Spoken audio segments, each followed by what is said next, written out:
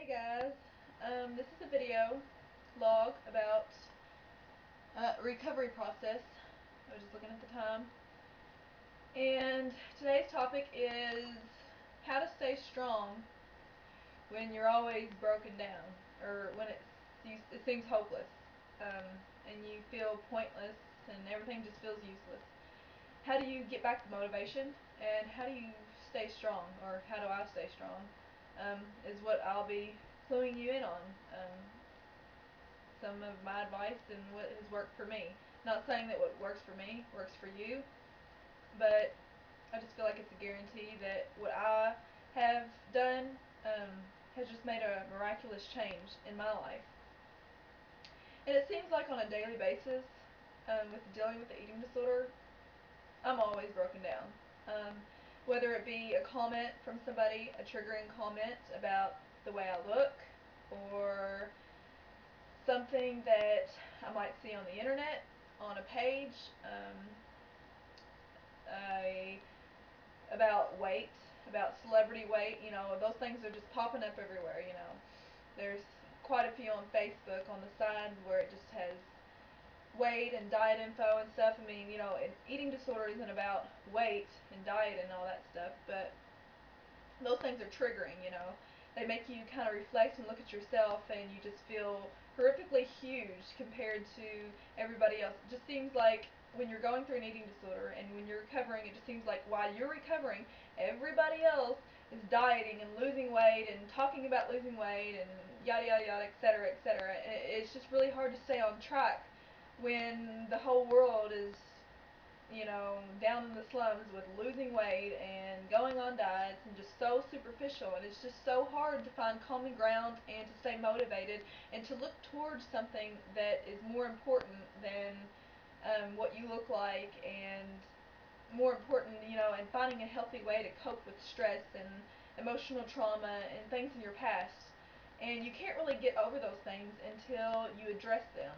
Um, Everything that happened in my past with my parents and their relationship, and harsh comments that I've had, and just the emotional neglect that I've had, I had to look back and I have to forgive those people for maybe making small changes in my life. Nobody can change, nobody can make me feel the way that I do. I internally take those things and make me feel the way I do. I do that to myself. I take responsibility for the things that I've done in my life, but I do have to go back and I do have to forgive those things, those grudges that I might hold. And I believe that that is one of the biggest breakthroughs that you can make in recovery, is when you can forgive the people that have hurt and said mean things to you. And when you can forgive things in the past, it just makes it so much easier to do it in the future. Because if you can forgive things that have been weighing down on you for so long, and with your eating disorders, just keeping those things inside, if you can forgive that, you can forgive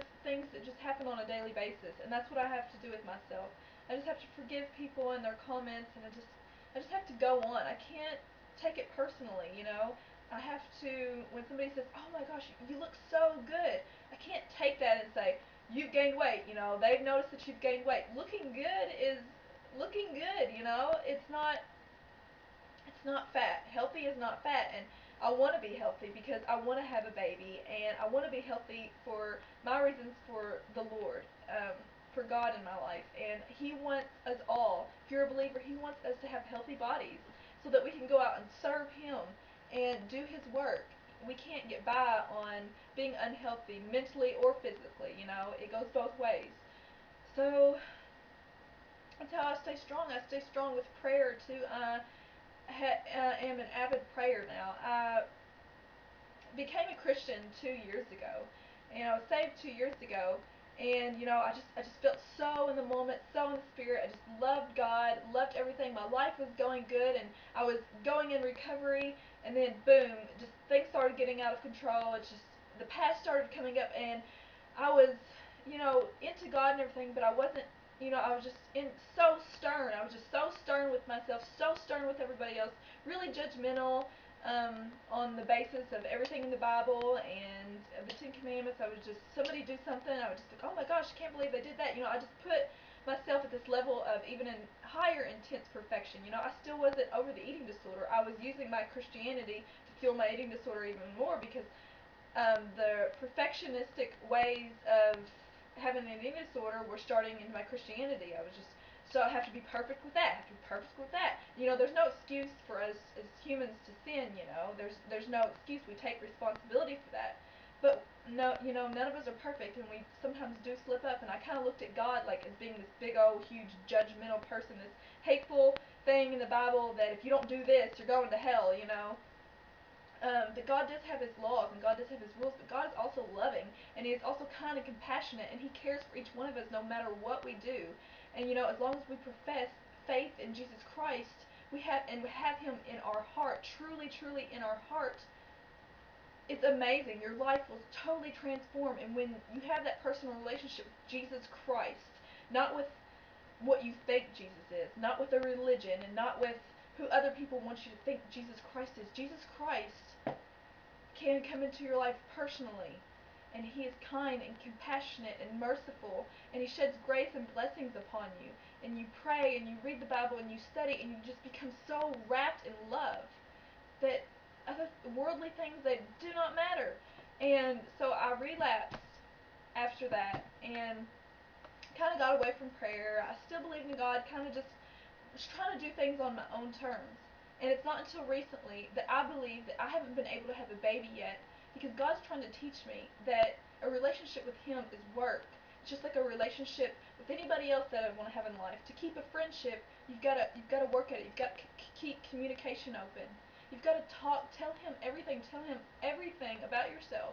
You know, tell Him things that you wouldn't tell anybody else, because He is there for you. Unlike people that will just fade out of your life, He is always there for you, even if you believe that or not. And okay, got like a minute left, I guess. But so that's where I stay strong on, is my faith, and you know, just going out there and doing positive things, getting active in talking with positive people and people that understand you, and maybe getting into a support group or going to therapy to motivate yourself for recovery, because this world will just crashes down with just so many lies and just so many untruths that it just seems like, you know, blah. There's no point. My life is over because I can't handle this stress. God doesn't give you anything that you can't handle.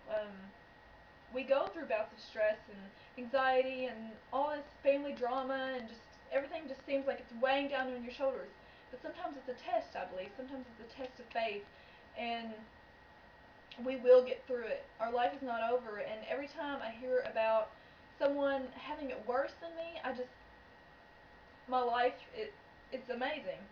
It truly is. You know, I might not be huge and successful with big money and everything, but that's not what life is about. It's about finding balance in your own life, what God wants you to do.